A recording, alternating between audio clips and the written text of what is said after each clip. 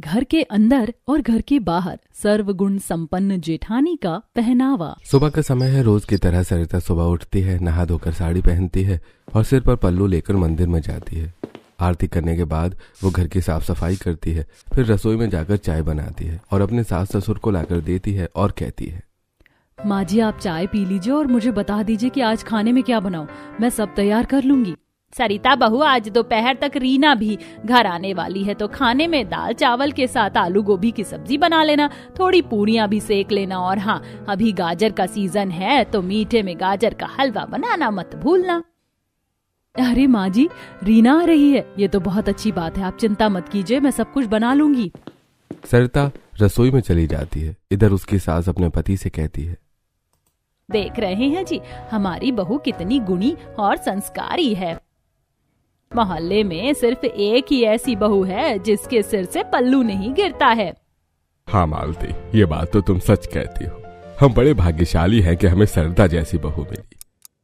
अब देखते देखते दोपहर हो जाती है और डोरबेल बजती है। सरिता जाकर दरवाजा खोलती है। दरवाजे पर साड़ी पहने रीना खड़ी होती है। रीना अपने भाभी को गले लगा लेती है और कहती है, भाभी कैसी हो आप? अब मैं आई हूँ तो 4-5 दिन रह कर जाऊंगी। हाँ रीना, ये तो बहुत खुशी की बात है। रीना अंदर जाती है और अपने माता पिता से मिलती है। सभी लोग उससे मिलकर बहुत खुश होते हैं। तब तक सरिता सभी के लिए डाइनिंग टेबल पर खाना लगा देती है। फिर सभी लोग साथ में खाना खाते हैं। तभी रितेश कहता है, और बता रीना, कैसे हैं तेरे ससुराल वाले? एक नंबर के खड़ूस हैं वो, ना तो मुझे जीन्स टॉप पहनने देते हैं और ना ही ज्यादा घूमने देते हैं। बेटा, अपने ससुराल वालों के बारे में ऐसी बातें नहीं करते। अब तेरी शादी हो गई है, घर की मान मर्यादा निभाना तेरी जिम्मेदारी है। अपनी भाभी को ही देख ले, आज तक साड़ी के सिवा कोई और ड्रेस नहीं पहनी उसने। सबको पता है कि उसके सिर से पल्लू नहीं गिरता। अपनी माँ की बात सुनकर रीना मन ही मन सोचती है, भाभी की वजह से तो मुझे भी डांट पड़ती है। पता नहीं भाभी इतने संस्कारों में कैसे रह लेती हैं। सभी लोग खाना खा लेते हैं। उसके बाद रीना अपने कमरे में जाती है। फिर वो कपड़े बदलकर लोअर टी शर्ट पहनती है और हॉल में आकर सोफे पर बैठकर टीवी देखने लगती है। तभी मालती वहां आ जाती है और कहती है, ये क्या रीना, तुमने साड़ी उतारकर ये लोअर टी शर्ट पहन ली? माँ, मुझे साड़ी में बहुत अनकंफर्टेबल लगता है। लोअर टी शर्ट पहनकर मुझे कंफर्ट फील होता है। देख रीना, तुम मायके आई है, इसका मतलब ये नहीं कि तू मनमानी करे।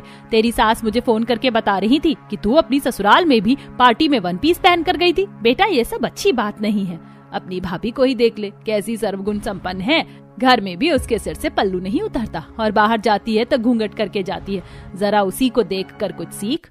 क्या माँ, भी ना भाभी को लेकर हमेशा मुझे लेक्चर देने लग जाती हूँ। ससुराल में तो मुझे साड़ी पहननी पड़ती है। 4 दिन के लिए मायके आई हूँ तो यहाँ भी साड़ी पहनकर घूमूं? मुझे ऐसे ही कपड़े पहनने दो। मालती रीना की बात सुनकर चुप हो जाती है।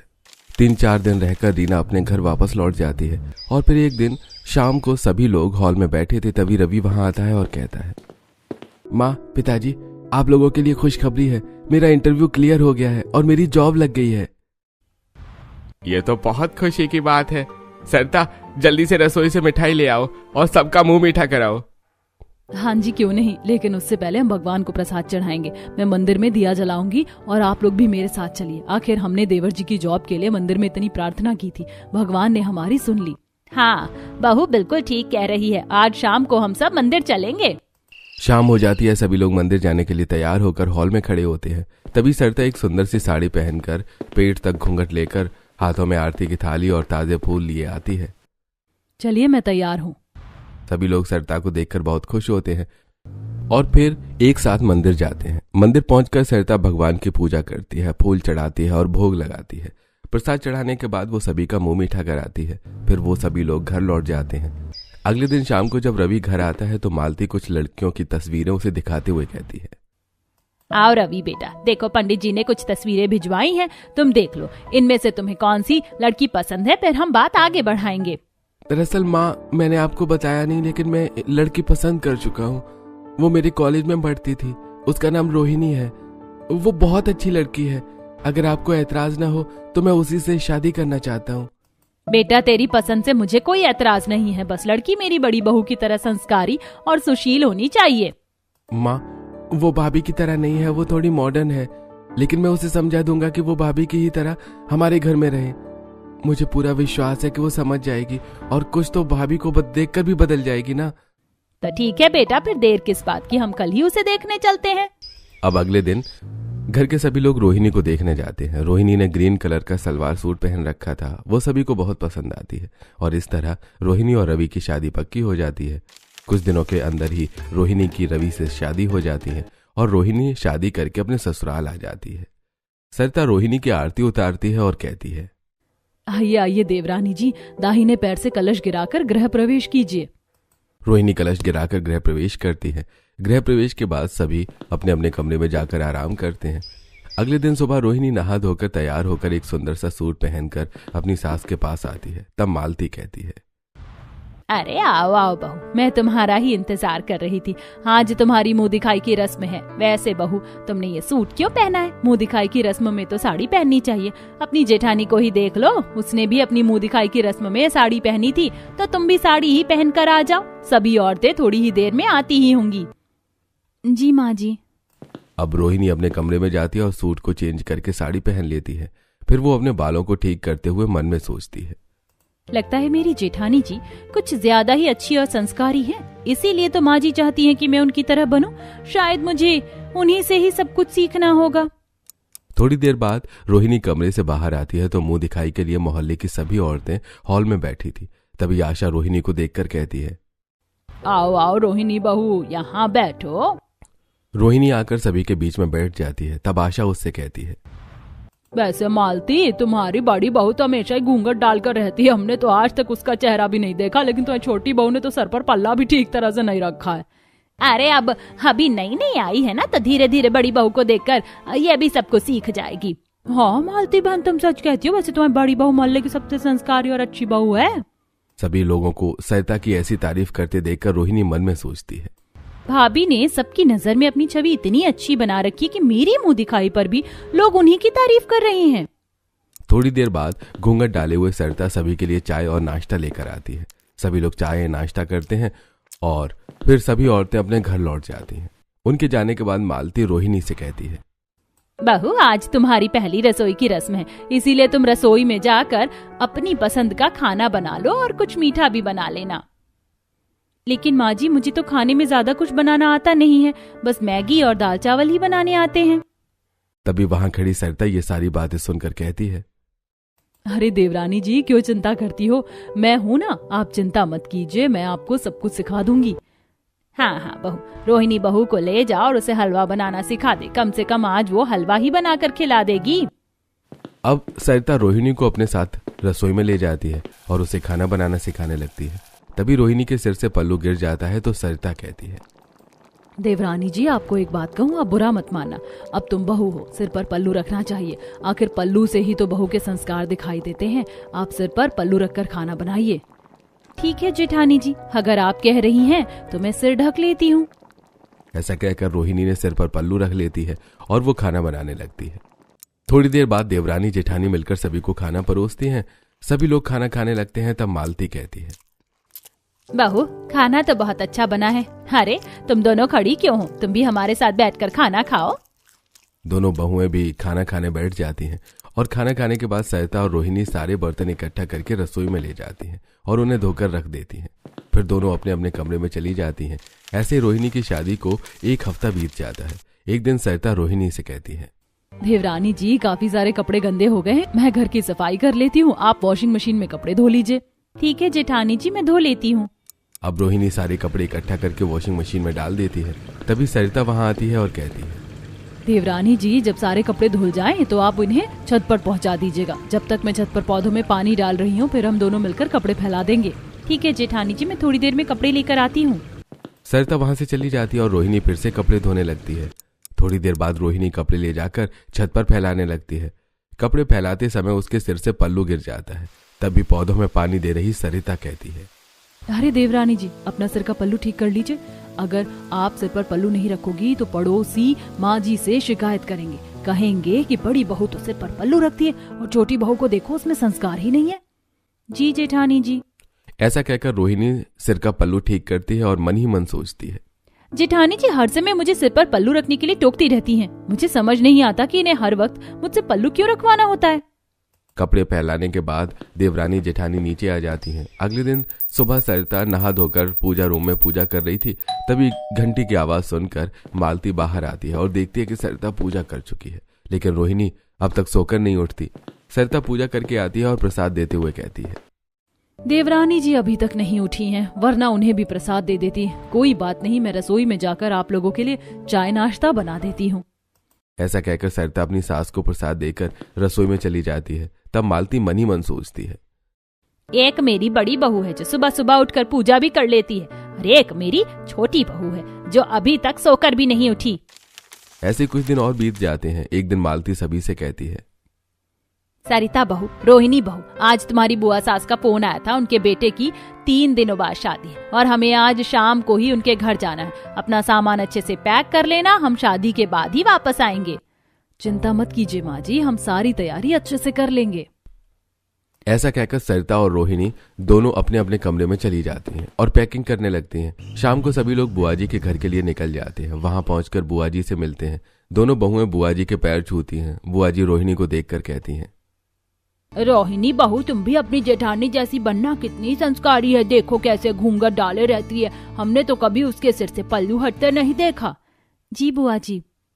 हे भगवान, यहाँ भी मुझे जेठानी जी जैसा बनने का ज्ञान दिया जा रहा है। मैं तो जेठानी जी की इतनी तारीफ सुनकर परेशान हो गई हूँ।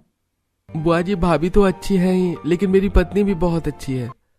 हाँ देवर जी, आपकी पत्नी भी सचमुच बहुत अच्छी है, उसकी बुराई कोई कर ही नहीं रहा। आप परेशान मत होइए। सरिता की बात सुनकर सभी लोग हंसने लगते हैं। शाम को सभी लोग बुआ जी के साथ बैठकर बातें कर रहे थे, तभी बुआ जी कहती हैं, मालती भाभी, आपको तो पता है कि शादी के घर में 50 काम रहते हैं। अभी तक दुल्हन के कपड़े नहीं आए और ना ही उसका मेकअप आया है। तो आप ऐसा कीजिए कि अपनी बहू को कपड़े लाने के लिए बाजार भेज दीजिए। हाँ बुआ जी, क्यों नहीं। माँ जी चलिए, हम लोग शिल्पा के लिए शॉपिंग करके आते हैं। अरे तुम दोनों चली जाओ, मेरा भला क्या काम है बाजार जाने का। तुम लोग शिल्पा बहू के लिए कपड़े ले लेना और अपने लिए भी कुछ चीजें खरीद लेना। ठीक है माँ जी, मैं और जेठानी जी चले जाते हैं। नहीं देवरानी जी, मैं तो माँ जी के बिना मार्केट नहीं जाऊंगी। बहू का ऐसे अकेले मार्केट जाना अच्छा नहीं लगता। चलिए ना माँ जी, आप भी हमारे साथ चलिए। अच्छा ठीक है बहू, तो चलो हम तीनों ही चलते हैं। अब मालती अपनी दोनों बहुओं के साथ एक मॉल में जाती है और वहां कुछ साड़ियां देखती है। एक साड़ी को देखकर रोहिणी कहती है, माँ जी देखिए, बुआ जी की बहू के लिए ये साड़ी परफेक्ट रहेगी, एकदम स्टाइलिश लग रही है। माँ जी, लेकिन मुझे तो लगता है ये साड़ी थोड़ी पतली है। इतनी पतली साड़ी बहू को पहनना ठीक नहीं है। आप ये साड़ी देखिए, ये मोटी भी है और अच्छी भी लग रही है। हाँ बहू, तू सच कह रही है, ये साड़ी एकदम सही है, हम यही ले लेते हैं। मुझे तो लगता है अगर जेठानी जी का बस चले तो वो हिंदुस्तान की सारी बहुओं को अपनी तरह ही बना दे। तभी रोहिणी के सिर का पल्लू नीचे गिर जाता है तो सरिता कहती है, देवरानी जी, आपका सिर का पल्लू नीचे गिर गया, उसे सही कर लीजिए। अपनी जेठानी की बात सुनकर रोहिणी पल्ला ठीक कर लेती है। उसके बाद सरिता कहती है, माँ जी, आप कह रही थी ना कि आपको अभी अपने लिए सिल्क की साड़ियाँ देखनी है, तो आप उस काउंटर पर जाकर सिल्क की साड़ियाँ देख लीजिए। तब तक मैं ये सब सामान पैक करवा देती हूँ। ठीक है बहू, छोटी बहू, चलो आओ, हम उस काउंटर पर चलकर कुछ सिल्क की साड़ियाँ देख लेते हैं। ऐसा कहकर मालती रोहिणी के साथ सिल्क की साड़ियों के काउंटर पर जाकर सिल्क की साड़ियां देखने लगती है। इधर सरिता सारा सामान काउंटर पर ले जाकर पैक करवाती है। उसके बाद वो वेस्टर्न ड्रेस के काउंटर पर जाकर कुछ वेस्टर्न ड्रेस देखने लगती है। उसे वेस्टर्न ड्रेस देखते हुए रोहिणी देख लेती है और मन ही मन सोचती है, जेठानी जी भला वेस्टर्न ड्रेस के काउंटर पर कपड़े क्यों देख रही हैं? रोहिणी की नजर बार बार सरिता पर जा रही थी। उसने देखा कि सरिता ने कुछ वेस्टर्न ड्रेस खरीदकर कैरी बैग में रख लिए।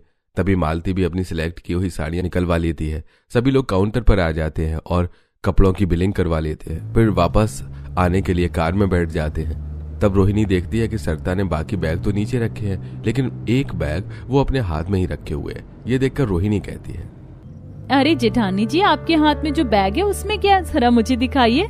अरे नहीं देवरानी जी, कुछ खास नहीं, बस मेरे कुछ मेकअप का सामान और कुछ नाइट वियर है। इनमें ऐसा कुछ भी खास नहीं है जो आपको दिखाऊं। जेठानी जी इस बैग को दिखाने के लिए इतना टाल मटोल क्यों कर रही हैं और इतनी घबराई हुई क्यों है? कहीं दाल में कुछ काला तो नहीं? इस तरह वो लोग घर आ जाते हैं। मालती शोभा को दुल्हन के लिए लाई गई साड़ियां और मेकअप दिखाती है। शोभा बहुत खुश हो जाती है। फिर शोभा सरिता से कहती है, सरिता बहू, तेरे फूफा जी कह रहे थे कि सरिता बहू इतना अच्छा खाना बनाती है तो उसके हाथ का हमें भी कुछ खिलाओ। तो तू ऐसा कर कि रसोई में जाकर शाम का खाना बना दे।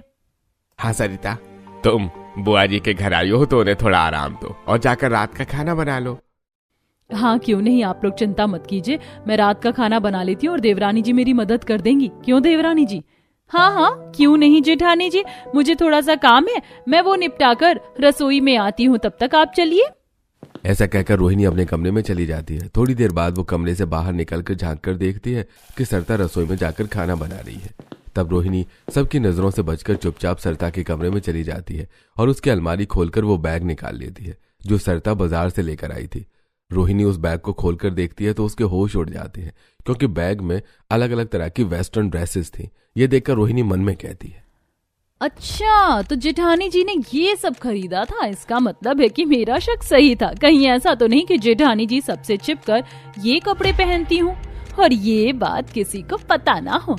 अब तो पूरे सच का पता लगाना पड़ेगा। यही सोचकर रोहिणी सरिता के कपड़े वापस बैग में रख देती है और चुपचाप रसोई में जाकर सरिता के साथ काम करने लगती है। ऐसे ही बुआ जी के घर की शादी निपट जाती है और वो लोग अपने घर आ जाते हैं। तभी मालती कहती है, बहू, पूरे 3 दिन बाद हम अपने घर पर लौटे हैं, तू जाकर जरा हम सभी को एक अच्छी सी कॉफी तो पिला दे। रोहिणी भाभी कॉफी बना रही हैं, तो तुम जरा सैंडविच बना लो, सभी लोग साथ मिलकर खा लेंगे। अब सरिता और रोहिणी दोनों रसोई में जाती हैं और सरिता कॉफी बनाने लगती है तो वहीं रोहिणी फ्रिज से ब्रेड निकालकर सैंडविच बनाने लगती है। तभी रोहिणी के सिर का पल्लू सिर से गिर जाता है। तब सरिता कहती है, अरे देवरानी जी, आपके सिर का पल्ला गिर गया, उसे ठीक कर लो। जी जेठानी जी, वैसे आपने कभी जीन्स टॉप, शॉर्ट स्कर्ट और ऐसे वेस्टर्न तरह के कपड़े पहने हैं? नहीं नहीं देवरानी जी, मैंने ये सब कपड़े कभी नहीं पहने। मैं तो सिर्फ साड़ी पहनती हूँ और उसमें भी घूंघट डालकर रखती हूँ। वैसे आप मुझसे ऐसा क्यों पूछ रही हैं? अरे नहीं नहीं जेठानी जी, कुछ नहीं, बस मैं तो ऐसे ही पूछ रही थी, क्योंकि आजकल के जमाने में कोई अगर सिर्फ इंडियन कपड़े पहनता है और घूंघट डालकर रखता है तो ये अपने आप में हैरानी की बात है। रोहिणी बात को टाल देती है। ऐसे ही आज का दिन बीत जाता है। अगले दिन शाम को सरिता अपनी सास के पास आती है और कहती है, माँ जी, मैं घर की साफ सफाई और सारा काम कर चुकी हूँ और आपका कमरा भी साफ कर दिया है। माँ जी, आज मेरी सहेली नंदिता ने अपने घर पर सत्यनारायण भगवान की पूजा रखी है, तो मैं उसके घर जा रही हूँ और रात तक वापस आ जाऊंगी। हाँ हाँ बहू, तुम आराम से जाओ। आजकल की लड़कियों का तो पूजा पाठ में मन ही नहीं लगता, लेकिन तुम्हारा पूजा में इतना मन लगता है, ये देखकर मुझे बहुत खुशी होती है। अब सरिता अपने कमरे में जाती है। वो एक बड़ा सा पर्स लेकर और घूंघट डालकर बाहर निकलती है और घर से बाहर चली जाती है। उसे देखकर रोहिणी, ये जेठानी जी तो सत्यनारायण भगवान की कथा में जा रही हैं, तो फिर इतना बड़ा पर्स क्यों ले जा रही हैं? आखिर इसमें है क्या? हो न हो दाल में कुछ काला है, मुझे पता करना ही होगा। यही सोचकर रोहिणी घर के पिछले दरवाजे से निकलकर सरिता का पीछा करने लगती है। सरिता आगे आगे जा रही थी और रोहिणी उसके पीछे पीछे जा रही थी। फिर रोहिणी देखती है कि सरिता एक कार के पास पहुंचती है जहां उसकी सहेली खड़ी थी। यार सरिता, तूने कितनी देर लगा दी? क्लब में पार्टी बहुत देर पहले शुरू हो गई थी। क्या करूं यार, ससुराल में हूँ, सबसे छुप छुप कर आना पड़ता है। चलो जल्दी चलते हैं। अरे वो तो ठीक है, लेकिन नाइट क्लब में तू इस साड़ी में और इस घूंघट में जाएगी क्या? अरे कैसी बातें कर रही है यार, मैं इतनी भी बेवकूफ नहीं हूँ। देख, इस पर्स में एक ड्रेस लेकर आई हूँ, इसे अभी अभी ही मैंने खरीदा है। अच्छा तो फिर जल्दी से कार के अंदर जाकर चेंज कर ले और फिर हम चलते हैं। सरिता कार के अंदर जाती है और थोड़ी देर बाद वो एक रेड कलर का side slit sleeveless one piece पहनकर बाहर आती है और फिर दोनों सामने के नाइट क्लब में चले जाते हैं। ये देखकर रोहिणी अपने आप से कहती है, अच्छा तो ये है जेठानी जी का असली रूप। घर के अंदर और घर के बाहर सर्वगुण संपन्न जेठानी जी का पहनावा इतना अलग है। ओहो, मैं तो मोबाइल भी नहीं लेकर आई कि जरा इनकी रिकॉर्डिंग ही कर लेती। खैर कोई बात नहीं, फिर कभी सही। अभी तो मुझे घर चलना चाहिए, वरना सासू माँ को पता चल जाएगा कि मैं घर से गायब हूँ और मेरे पास तो कोई ऐसा बहाना भी नहीं है जैसा जेठानी जी के पास है। यही सोचकर रोहिणी अपने घर वापस आ जाती है। रात को जब सभी लोग सोफे पर बैठे टीवी देख रहे थे, तभी सरिता वहां आती है। तभी रोहिणी अपने कमरे में बैठकर रवि से कहती है, रवि तुम्हें पता है आज मैंने जेठानी जी को बाहर देखा, वेस्टर्न कपड़ों में क्लब जाते हुए। रोहिणी तुम पागल हो गई हो क्या? तुम भाभी के बारे में ऐसी बातें करती हो? अरे वेस्टर्न ड्रेस तो छोड़ो, उनका तो घूंघट भी नहीं उठता घर से बाहर निकलने पर। यही तो मैं तुम्हें बता रही हूँ रवि, कि घर के अंदर और घर के बाहर सर्वगुण संपन्न जेठानी जी का पहनावा बिल्कुल अलग है। तुमने मुझे भाभी के बारे में ये बातें तो कह दी, लेकिन अब किसी और से मत कहना, नहीं तो तुम्हें अच्छी खासी डांट पड़ जाएगी। चलो अब रात हो गई है, सो जाओ और अपने दिमाग से ये फालतू के कचरा साफ कर लो। ऐसा कहकर रवि सो जाता है। उसके बाद रोहिणी, हे भगवान, जेठानी जी के पहनावे का ऐसा सच। जब रवि ने मेरी बात नहीं मानी तो कोई और मेरी बात क्या ही मानेगा। अपनी बात साबित करने के लिए तो मुझे सबूत इकट्ठा करने ही होंगे। ऐसा कहकर रोहिणी भी सो जाती है। अगले दिन शाम होते ही सरिता जल्दी जल्दी घर के सारे काम निपटा जाती है और खाना बनाने के बाद अपनी सास के पास आती है। माँ जी, मैंने सारे काम कर दिए हैं। मुझे मेरी सहेली के भतीजे के जन्मदिन में जाना है, तो मैं जा रही हूँ, जल्दी लौट आऊंगी। हाँ बेटा, तू आराम से जा और समय पर घर आ जाना। ऐसा कहकर सरिता अपने कमरे में जाती है और साड़ी पहनकर और घूंघट डालकर तैयार हो जाती है। फिर वो एक बड़ा सा पर्स लेकर हॉल में आती है। उसे देखकर रोहिणी कहती है, वैसे भाभी, आप बर्थडे पार्टी में जा रही हैं तो आपको इतना बड़ा पर्स नहीं ले जाना चाहिए। अगर आपके पास छोटा पर्स ना हो तो मैं ला कर दूं। नहीं देवरानी जी, उसकी कोई जरूरत नहीं है। दरअसल इसमें मेरी दोस्त के भतीजे के लिए गिफ्ट भी रखे हुए हैं, इसलिए मुझे यही ले जाना पड़ेगा। अगर आपके सवाल खत्म हो गए हो तो अब मैं जा सकती हूँ। हाँ जेठानी जी। अब सरिता चली जाती है। तब रोहिणी भी पीछे के दरवाजे से निकलती है और फिर से उसका पीछा करती है, और इस बार उसके हाथ में फोन था। सरिता जल्दी जल्दी आगे बढ़ती है और फिर नाइट क्लब के बाहर जाती है, जहां उसकी सहेलियां उसका इंतजार कर रही थी। तभी सरिता उन्हें देखकर कहती है, थैंक गॉड यार, आज मैं समय पर आ गई। चलो मैं सामने पब्लिक वॉशरूम में चेंज करके आती हूँ, तब तक तुम मेरा इंतजार करो, फिर हम क्लब के अंदर जाएंगे। हाँ यार, तू जल्दी कर वरना हम लोग लेट हो जाएंगे। ऐसा कहकर सरिता सामने पब्लिक वॉशरूम में जाती है और चेंज करके एक शॉर्ट वन पीस पहनकर बाहर आ जाती है। रोहिणी उसे देखकर उसकी फोटो और वीडियो बनाने लगती है। थोड़ी देर बाद सरिता अपनी सहेलियों के साथ नाइट क्लब के अंदर चली जाती है। रोहिणी भी नाइट क्लब का पास लेती है और उसके बाद वो भी अंदर चली जाती है, जहां पर सरिता अपने दोस्तों के साथ डांस कर रही थी। ये देखकर रोहिणी मन में सोचती है, जेठानी जी तो फुल मॉडर्न है। इतनी मॉडर्न तो मैं भी नहीं हूँ, और अब ये बात घर वाले भी जान जाएंगे। अब रोहिणी चुपचाप सरिता की वीडियोस बना लेती है और फोटो भी क्लिक करती है और फिर वापस घर आ जाती है। अगले दिन शाम को रीना अपने मायके में आती है और सभी लोगों से मिलती है। बातें करने के बाद रीना सरिता से कहती है, सरिता भाभी, मैं इतने दिनों बाद घर आई हूँ, जरा मुझे अपने हाथों से सैंडविच तो बनाकर खिला दो। हाँ रीना, क्यों नहीं, तुम बैठो, मैं अभी बना कर लाती हूँ। अब सरिता रसोई में जाती है और थोड़ी देर बाद सैंडविच बनाकर लेकर आती है। सभी लोग बैठकर सैंडविच खाते हैं। तब सरिता रीना से कहती है, वैसे रीना, तुम्हारी सासू माँ मुझसे कुछ दिन पहले मिली थी। वो बता रही थी कि तुम अपनी सहेलियों के साथ वेस्टर्न ड्रेस पहनकर बाहर जाती हो। ये गलत बात है रीना, अपने ससुराल में इस तरह की हरकतें मत किया करो। तुम्हारी सास मुझसे शिकायत करती है तो मुझे भी अच्छा नहीं लगता। तभी सरिता की बात सुनकर रोहिणी बोल पड़ती है, वैसे जेठानी जी, कई बार ऐसा भी होता है कि वेस्टर्न कपड़े पहनने वाले संस्कारी निकलते हैं और जो देखने में सर्वगुण संपन्न होते हैं वो अंदर से कुछ और ही होते हैं।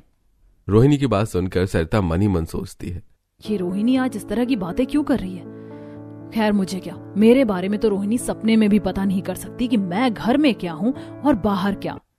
तभी रोहिणी सभी लोगों से कहती है, माँ जी, मैं तो आपको बताना भूल ही गई थी। बुआ जी ने शादी की वीडियो का पेन ड्राइव भेजा है। चलो हम सभी मिलकर वीडियो देखते हैं। हाँ बेटा, लगाओ वीडियो, हम सब साथ मिलकर देखेंगे। अब रोहिणी पेन ड्राइव को एलईडी में कनेक्ट करती है और वीडियो को प्ले कर देती है। सभी लोग शादी का वीडियो देखते हैं और काफी एंजॉय करते हैं। थोड़ी देर बाद रोहिणी वीडियो बदल देती है। तभी अचानक एलईडी पर सरिता की फोटो प्ले होने लगती है, जिसमें वो वेस्टर्न कपड़ों में दिखाई दे रही होती है और उसके बाद क्लब की पार्टी में डांस करती हुई नजर आती है। ये देखकर सभी लोग हैरान रह जाते हैं। तभी सरिता गुस्से में रोहिणी से कहती है, ये क्या बदतमीजी है रोहिणी, ये सब क्या है। जेठानी जी, ये सवाल तो हमें आपसे करना चाहिए कि ये सब क्या बदतमीजी है। बाहू, ये है तेरा असली रूप। घर के अंदर तेरा पहनावा कुछ और है और बाहर कुछ और। मैंने तो कभी सपने में भी नहीं सोचा था कि तू ऐसा कर सकती है।